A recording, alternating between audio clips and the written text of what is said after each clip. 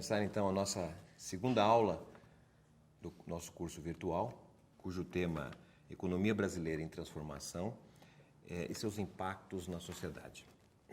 Nós, na primeira aula, tivemos a oportunidade de entender como funciona o capitalismo do ponto de vista da hierarquia que se estabelece entre um centro dinâmico e os demais países e territórios subordinados a esse centro dinâmico. Analisamos, inclusive, como evoluiu essa hierarquia capitalista desde o século XVIII aos nossos dias. Nessa aula, nós vamos tratar do fim do ciclo da industrialização e a ascensão do rentismo no Brasil. Para discutir o que é industrialização, o ciclo de industrialização e, sobretudo, o que nós estamos vivendo hoje no Brasil, a hegemonia do rentismo, a hegemonia do improdutivismo, em que parcelas crescentes da renda dos ricos está associada a uma valorização através do sistema de dívidas do Estado brasileiro. Essa realidade que, de certa maneira, obstaculiza as possibilidades do Brasil crescer, gerar emprego, distribuir renda, começa, na verdade, com o entendimento do que a gente pode denominar como o ciclo da industrialização entre as décadas de 1930 e 1980. Na sequência, nós vamos entender como, na verdade, esse ciclo da industrialização vai se desmoronando no Brasil e, de certa forma, como o Brasil vai perdendo capacidade de expansão em função das políticas equivocadas do final do governo militar, especialmente o governo do general Figueiredo, entre 1980 e 85, mas também, e sobretudo, dos governos neoliberais dos anos 90. Vamos realçar, como terceira parte, o que representou do ponto de vista econômico-social o desmoronamento do ciclo da industrialização nos governos neoliberais. Teremos ainda uma parte que se refere às experiências dos anos 2000 nos governos democráticos liderados pelo Partido dos Trabalhadores, quando foi possível combinar a volta do crescimento econômico com a democracia e a distribuição de renda, e, por fim, o questionamento a este modelo através do golpe de Estado em 2016, que, de certa maneira, recolocou para o país a condução das políticas neoliberais e, de certa maneira, um retrocesso crescente em relação econômica e social. Muito bem. Então, vamos tratar agora da construção do ciclo da industrialização no Brasil. Por que falamos sobre ciclos? Bom, porque, de certa forma, desde a chegada dos portugueses aqui no Brasil, que a nossa economia aqui no Brasil se desenvolveu na forma de ciclos. Nós tivemos praticamente até 1930, entre 1530 e 1930, nós tivemos, na verdade, ciclos econômicos que se deram de forma localizadas no espaço territorial, ciclos econômicos que foram gerados, determinados pela relação do Brasil com o exterior. Então, até a nossa independência, em 1822, nós tivemos, por exemplo, o ciclo do pau-brasil, que foi justamente o uso de recursos naturais, de madeira, transferidos, comercializados, entre aspas, para a nossa metrópole, Portugal, e como forma, na verdade, de gerar algum dinamismo no grande continente que era o Brasil de então.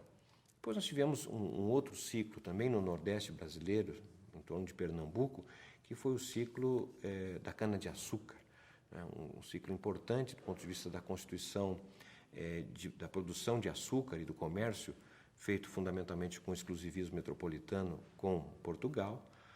Tivemos o ciclo do ouro, que é já um pouco mais para o centro do Brasil, a partir de Minas Gerais, que também é um ciclo de retirada de recursos naturais e de minérios para o exterior. E tivemos, por fim, o ciclo ainda do café e da borracha, que são ciclos de produção para o mercado externo. Então, nós tivemos praticamente até 1930 uma economia subordinada ao comércio externo, ou seja, um dinamismo que não era produzido internamente, mas dependia do exterior. Apenas e tão somente a partir da década de 1930, em função da Revolução de 30, que, como já nos explicou Florestan Fernandes, num livro clássico sobre a Revolução Burguesa no Brasil, nós não tivemos, de fato, uma revolução burguesa, mas não há dúvida que, em função do que acontece em 1930, o Brasil estabelece um outro projeto de expansão, um projeto de desenvolvimento das forças produtivas de base industrial. E industrialização, quer dizer, é uma nova etapa de expansão capitalista. Por quê? Porque, na verdade, o Brasil tinha, até 1930, indústrias. Né? Indústrias, por exemplo, alimentícias, indústrias de vestuário, indústrias de banha, alguma indústria de calçado, em poucos centros, como em Porto Alegre, na cidade de São Paulo, cidade do Rio de Janeiro, uma coisa em Belo Horizonte, mesmo em Recife. Eram mercados urbanos locais, mas essa indústria não tinha comando, não tinha dominância sobre as demais formas de produção e de rentabilidade do capitalismo, que, como vimos anteriormente, dependia fundamentalmente das exportações. Acontece que a industrialização, esse conceito de industrialização, ele pode ser usado justamente quando a indústria passa a ser o carro-chefe da economia. É a locomotiva que puxa os demais setores e, ao mesmo tempo, subordina outras formas ou frações do capital. Então, aí nós vamos ter, a partir da década de 30, nesse sentido, uma expansão dessa chamada industrialização, fortemente apoiada pelo Estado, e nós temos aí 3 grandes ciclos de investimentos na industrialização. Nas décadas de 30 e 40, nós temos fortes investimentos na chamada indústria de base, né, como é o caso da Companhia Alcalis, química nesse sentido, na Companhia Siderúrgica Nacional, que estabelece a siderurgia, que é um outro elemento importante para o Brasil, a Companhia Vale do Rio Doce, né, que são, na verdade, a própria construção da Petrobras, no início dos anos 50, são, na verdade, importantes elementos que dão sustentabilidade a esta industrialização, esse ciclo de industrialização. Então, o primeiro grande bloco de investimentos nós vamos ter no governo Getúlio Vargas, que, na verdade, constitui, então, essa primeira etapa da indústria de base no país. Uma segunda etapa de investimentos, que consolida, então, agora a industrialização, se dá a partir da segunda metade dos anos 50, com o governo de Juscelino Kubitschek, através do seu plano de metas, um conjunto de metas que ele procura realizar nos seus 5 anos de governo. Inclusive, a expressão era 50 anos de modernidade, de progresso a serem realizados em 5 anos. E ele, de certa maneira, tem capacidade de impor um ritmo do seu governo nesse sentido. E esse plano de metas, ele, na verdade, consolida, então, agora uma indústria pesada, uma indústria que fortemente associada, inclusive, à presença do capital estrangeiro, como no caso das indústrias automobilísticas, né? Como também o setor de petroquímica, química, enfim, indústrias que substituem produtos importados. Então, nós temos aí um grande bloco de investimento que vai consolidando a industrialização brasileira na segunda metade dos anos 50. E temos, por fim, um terceiro grande bloco de investimentos que consolida a industrialização brasileira, que se dá, então, agora no governo de Ernesto Geisel, chamado Segundo Plano Nacional de Desenvolvimento, que é, então, quando, na verdade, nós consolidamos a indústria no Brasil com base na tecnologia da chamada Segunda Revolução Industrial e Tecnológica do final dos anos 70. Então, o Brasil consolida a sua industrialização ao final, na segunda década dos anos 70, quando, infelizmente, já o mundo está se preparando para entrar na terceira revolução industrial tecnológica. São as indústrias de microeletrônica, as indústrias de tecnologia de informação e comunicação. E é justamente neste momento em que o mundo começa a dar um salto em termos de progresso técnico que o Brasil vai, na verdade, enfraquecendo, entrando em uma situação de difícil reprodução da nossa industrialização. Mas isso é a parte seguinte que eu vou desenvolver, mas gostaria apenas, então, somente de reafirmar que entre as décadas de 1930 e as décadas de 1970, nós temos então um ciclo da industrialização nacional, um ciclo de expansão sustentado pelo mercado interno brasileiro, né? Porque é uma indústria que substitui produtos importados, não é uma indústria comandada pelo exterior, mas é uma indústria comandada a partir das necessidades nacionais e impulsionada por uma espécie de triângulo, né, que articula o capital estatal, as empresas estatais, que articula o capital estrangeiro, as empresas multinacionais, e articula também o capital privado nacional, que, de certa maneira, constitui uma indústria que combina, então, capital estatal e privado nacional e estrangeiro, que vai permitir, então, o Brasil completar o seu ciclo da industrialização. Então, a industrialização ela é um fenômeno que se desenvolve em poucos países, poucas nações, porque ela implica não apenas grandes escalas de investimentos, mas também necessariamente a existência de um grande mercado interno, o que torna difícil a industrialização em países pequenos, como aqui na América Latina, por exemplo, Peru, Chile, entre outros, né? Nós tivemos avanço da industrialização no México, na Argentina, por exemplo, mas nenhum desses países conseguiu avançar de forma complexa e diversificada uma indústria como no caso brasileiro.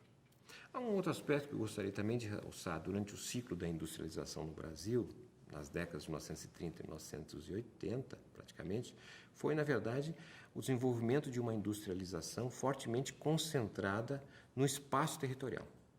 O que significa dizer que, basicamente, nós tivemos uma industrialização concentrada na região sudeste do país.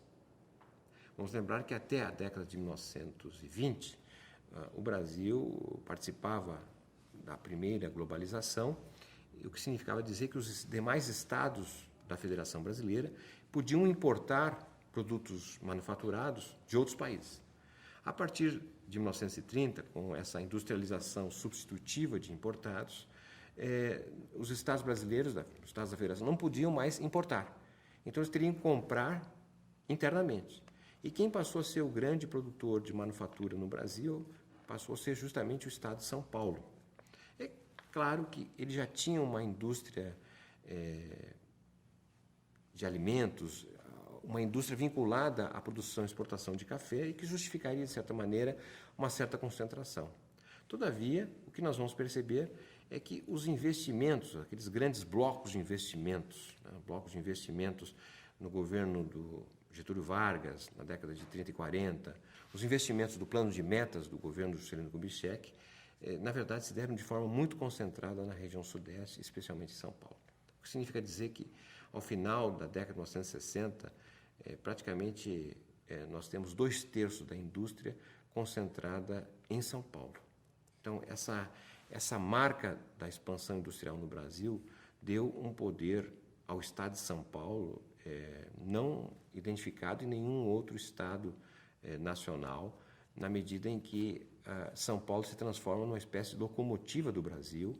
O sonho dos governadores de diferentes estados é copiar São Paulo, porque é o que tinha de mais moderno, a melhor infraestrutura, universidades importantes, centros de produção de conhecimento, etc. Mas isso tem a ver, de certa forma, a peculiaridade que foi nós montarmos um ciclo de industrialização com uma indústria muito concentrada, né? O caso mais marcante dessa perspectiva de copiar São Paulo se deu já nos governos militares, já nos anos 60, quando nós construímos uma espécie de mini São Paulo no meio da floresta amazônica, que foi a Zona Franca de Manaus, né? Então, isso demarca o espírito do ciclo da industrialização brasileira e que, de certa maneira, construiu aí uma sociedade muito diferente do que aquela sociedade brasileira até a década de 1920, né? Uma sociedade, em 1980, o Brasil tinha uma grande burguesia industrial, ainda que dependente de tecnologia do exterior, mas uma tecnologia que dialogava, colocava parâmetros em relação ao capital estrangeiro. Nós tínhamos uma ampla classe média salariada, empregada nas empresas privadas nacionais e estrangeiras, sobretudo nas grandes empresas, e também tinha uma ampla classe trabalhadora, sobretudo industrial. Ocorre que nós agora entramos a partir da década de 1980, que é a década demarcada por uma segunda globalização, uma década de apogeu das corporações transnacionais, e o Brasil, nesse sentido, vai perdendo força em relação ao que era uma sociedade industrial, com uma estrutura produtiva bastante avantajada, como era o que o Brasil tinha no início dos anos 80. Primeira metade da década de 1980, praticamente um terço da produção brasileira era uma produção que decorria da produção de manufatura da indústria. Hoje, 2018, nós estamos saindo de uma recessão, a economia está estagnada, está patinando, mas, de certa maneira, não está numa fase recessiva, e a indústria que surge dessa circunstância, a indústria no Brasil, hoje representa menos de 10% do produto nacional. Ou seja, nós já tivemos uma indústria que respondia por um terço da produção, hoje é uma indústria que pesa menos de 10%. É praticamente uma indústria que equivale ao que era a indústria no Brasil em 1910. Então, podemos falar que o Brasil passou a viver uma fase de desindustrialização a partir da década de 1980. Uma desindustrialização precoce. Por que precoce? Porque não havia razão para ocorrer esse movimento, que foi justamente o esvaziamento da produção de manufatura.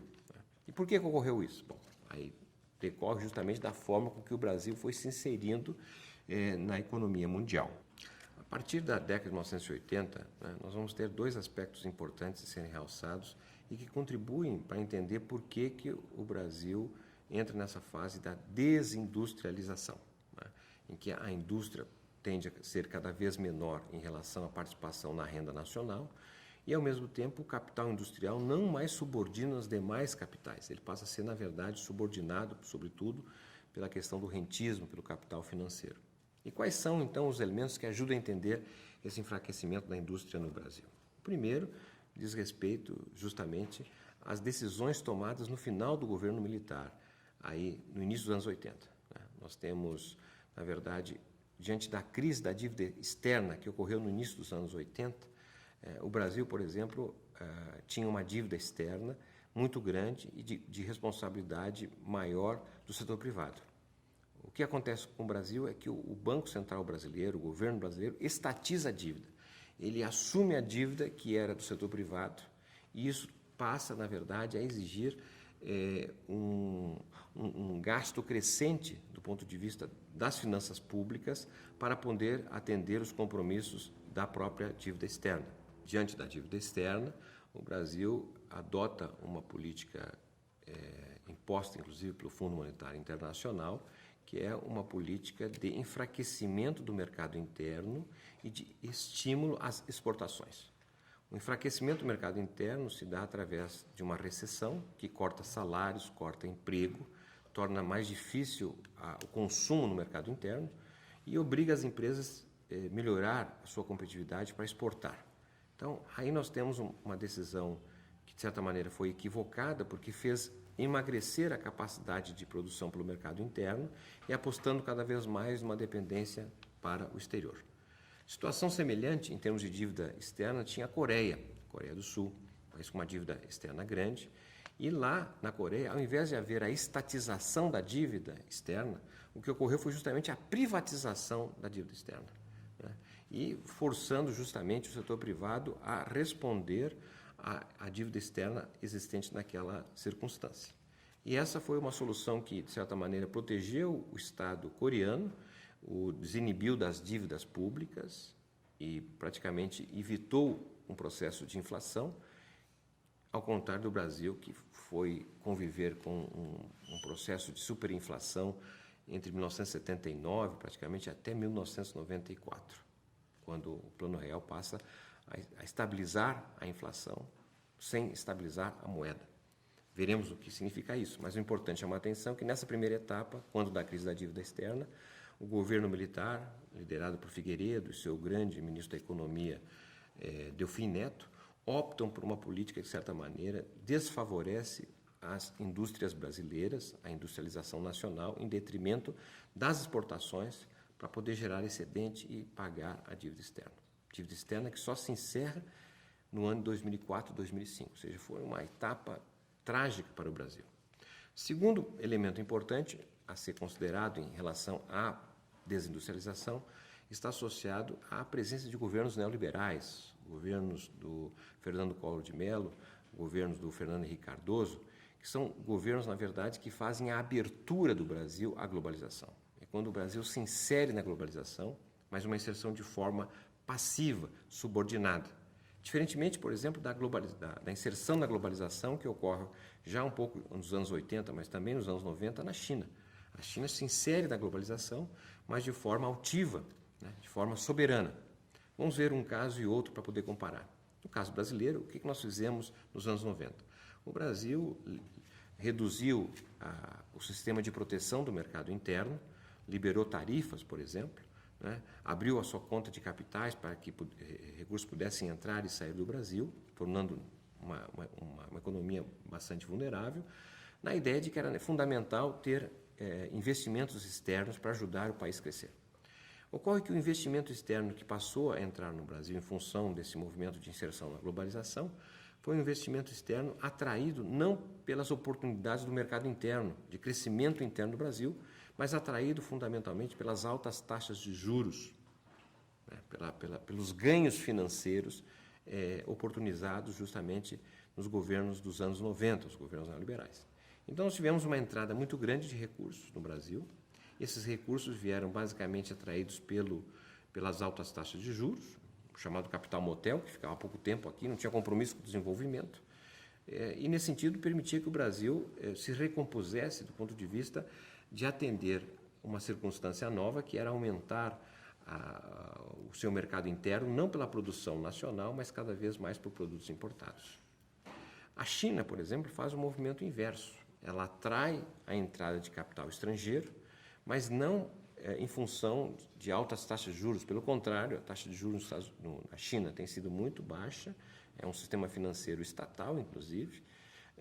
Então, os recursos externos que vão para a China vão justamente para investimentos produtivos, né, para a construção de fábricas, de empresas, desenvolvimento tecnológico voltado para atender o mercado interno e, sobretudo, o mercado externo. É nesse sentido que o Brasil, que em 1980 tinha uma indústria, por exemplo, maior que a China, né, passa hoje a ter uma indústria várias vezes menor do que a China tem. Então, a opção equivocada dos governos neoliberais dos anos 90 fez que o Brasil fosse, de certa maneira, avançando no processo de desindustrialização, porque sempre praticou em função do plano real, né, que permitiu estabilizar a inflação. Nós saímos daquele ciclo de altas taxas de inflação, mas, ao mesmo tempo, não estabilizamos a economia, que se tornou uma economia vulnerável, dependendo de taxas de juros elevadas, que gira o rentismo, e, ao mesmo tempo, dependendo da nossa moeda valorizada em relação às moedas nacionais, o que torna mais atrativo importar produtos do que produzir internamente.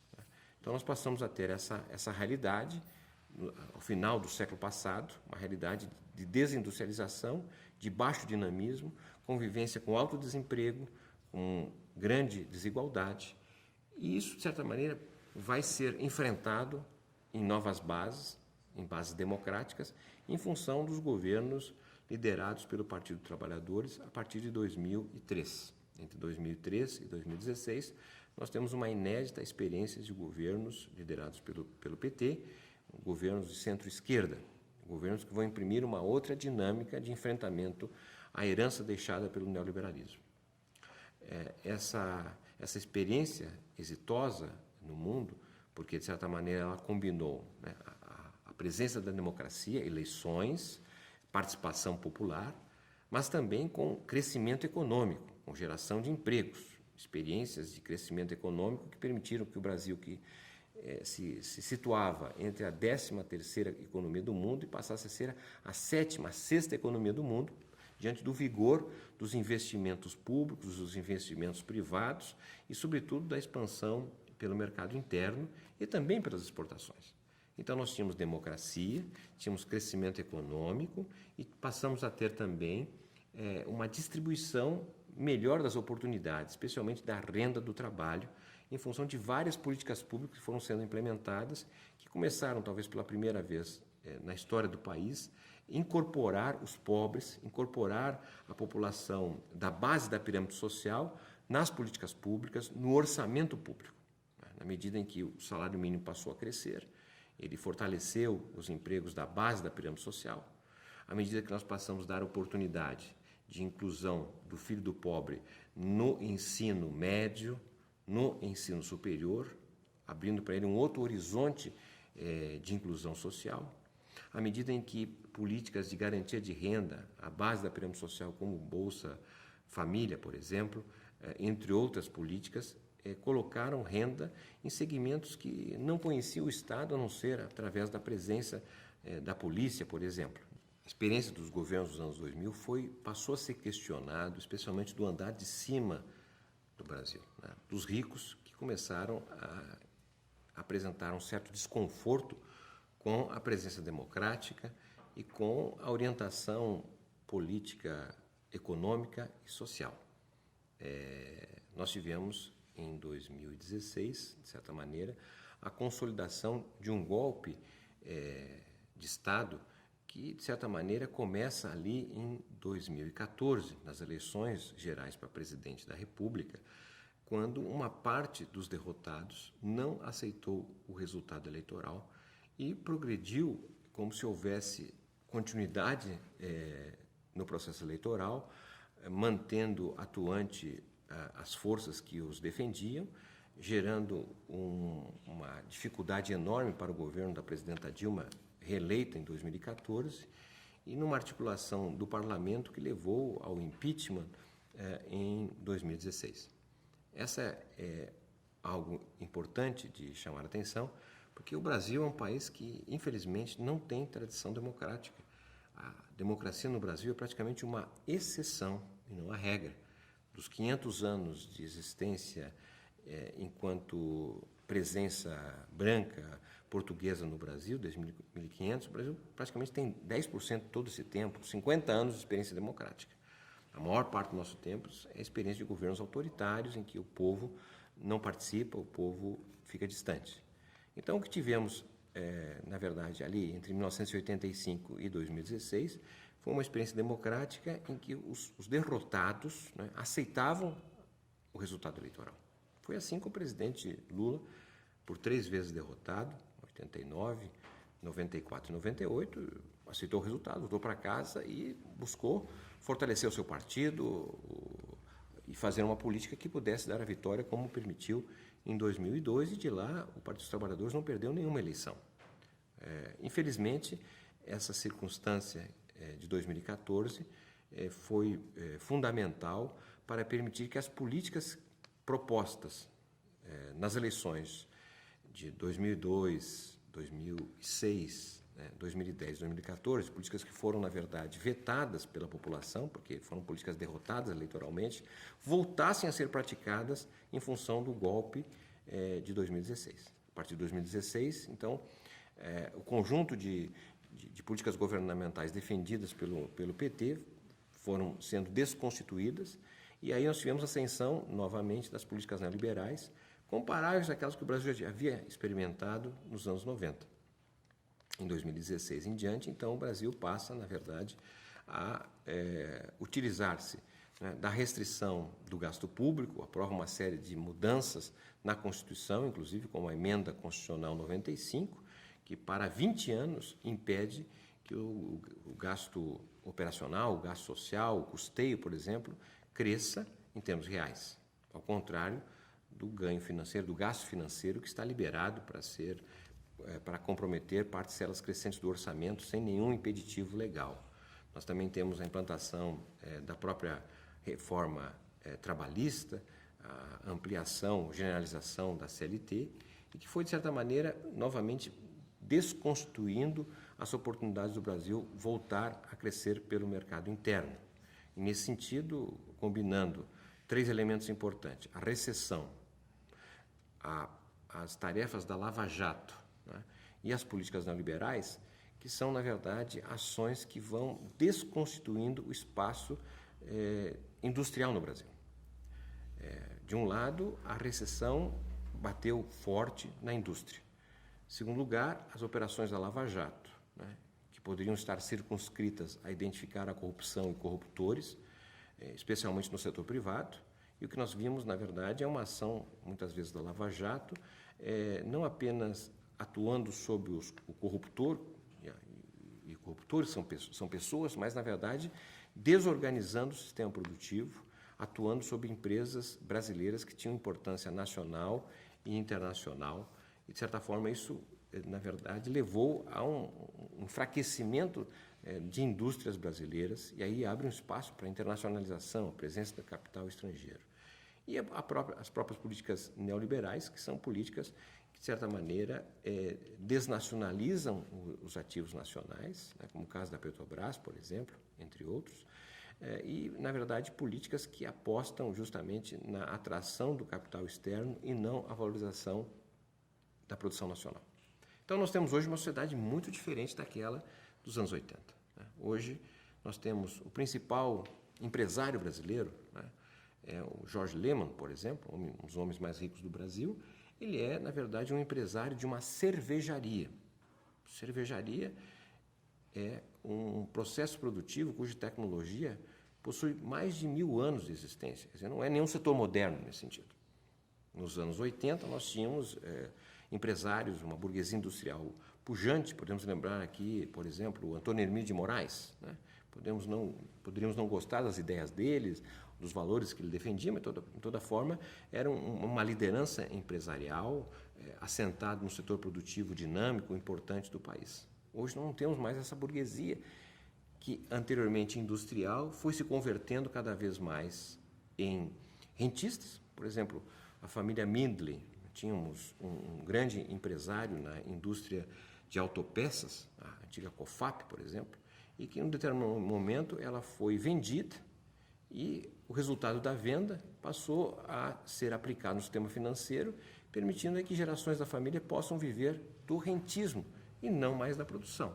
Né? Então, nós passamos a ter agora uma burguesia comercial, uma burguesia de negociantes, burguesia até que muitas vezes até tem uma indústria, mas uma indústria que depende da importação, sobretudo da China. Ela monta aqui, não produz mais aqui de fato. Né?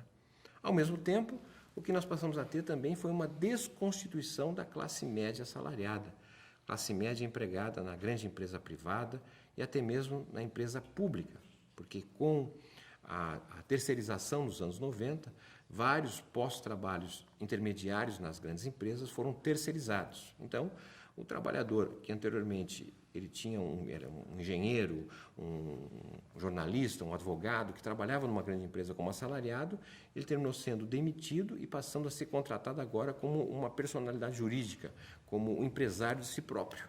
E isso foi mudando, obviamente, dado a difusão desse processo de substituição de empregos assalariados nos postos intermediários por uma espécie de classe média proprietária, porque ela é proprietária do seu próprio emprego nesse sentido. Isso alterou drasticamente a composição da sociedade. E, por outro lado, nós temos também o esvaziamento da classe trabalhadora industrial. Né? Pela redução do peso da indústria, o que passamos a ter cada vez mais foi a expansão do setor de serviços, o setor terciário. Né? Então, hoje temos, na verdade, uma economia sustentada pelos serviços, e os empregos de serviços são empregos, em geral, de salários relativamente muito baixos, empregos, inclusive, que não permitem o próprio trabalhador sair da condição de pobreza. Porque nós tínhamos antes, na época da industrialização, de maneira geral, ainda que salários fossem baixos, mas salários que permitiam ao próprio empregado ter uma renda superior à linha de pobreza. Hoje, o que nós estamos vendo é que mesmo o empregado, não é, ele tem um salário relativamente tão baixo que não permite a ele sair da pobreza, enfrentar a pobreza. E os resultados estão sendo observados pelas pesquisas.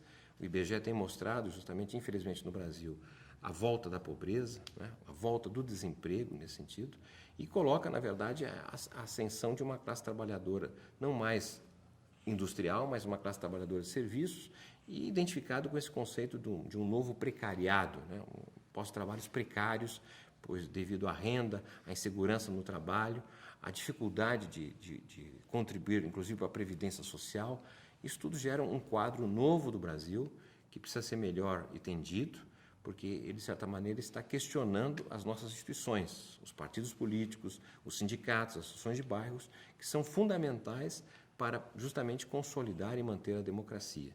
Pois, do contrário, o Brasil pode abandonar as conquistas que o consagraram com a retomada democrática desde 85, com as experiências dos governos liderados pelo PT, diante desse quadro novo no Brasil, que é um quadro, né, de inserção no mundo de forma muito subordinada e um governo liderado por Temer, um governo descomprometido com a nação e, sobretudo, voltado para o desembarque dos pobres das políticas públicas, né? O esvaziamento do gasto público com os pobres e uma concentração, fundamentalmente, do orçamento público para os mais ricos.